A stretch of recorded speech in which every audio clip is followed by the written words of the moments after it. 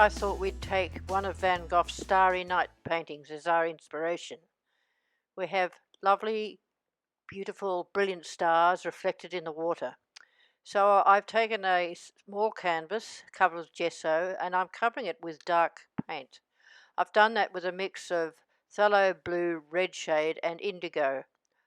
Any dark blue you have would be fine. You could also add black, although I like the indigo because it's such a dark blue.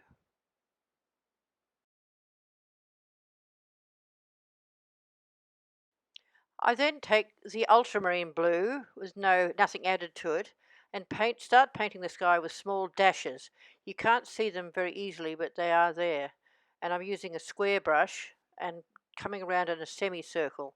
You'll see it better on the detail when we get to it.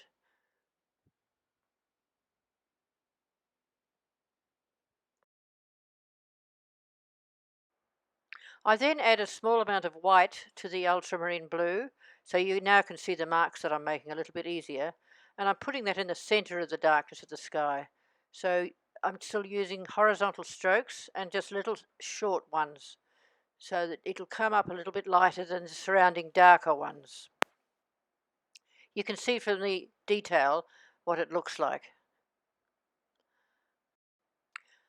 After that, I painted in the black horizon on a gentle curve with the shapes of the trees and the shrubbery and possibly buildings behind it. Just leave it to your own imagination.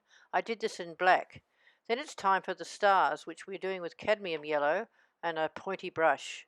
Try hard to place them irregularly and across the whole sky, with the bigger ones in the middle and smaller in the distance.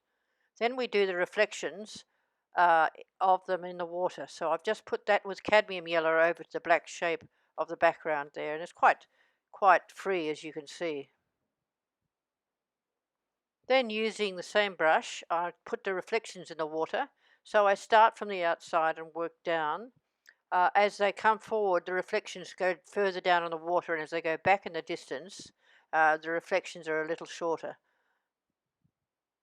That way you achieve some feeling of distance, almost little dots at the back there. After that, I put in some lighter streaks in the water in between the reflections and coming forward to the front. Just little dashes, and you can just vary the colour. There they are in the detail. That gives lovely movement to the water. So the little dashes in water give you a feeling of movement, and you can see how easily you can achieve that using Van Gogh as an inspiration. Here it is, a simple painting, but I hope it gives you a lot of fun and pleasure to do it. And thanks to Mr. Van Gogh. Thank you for watching.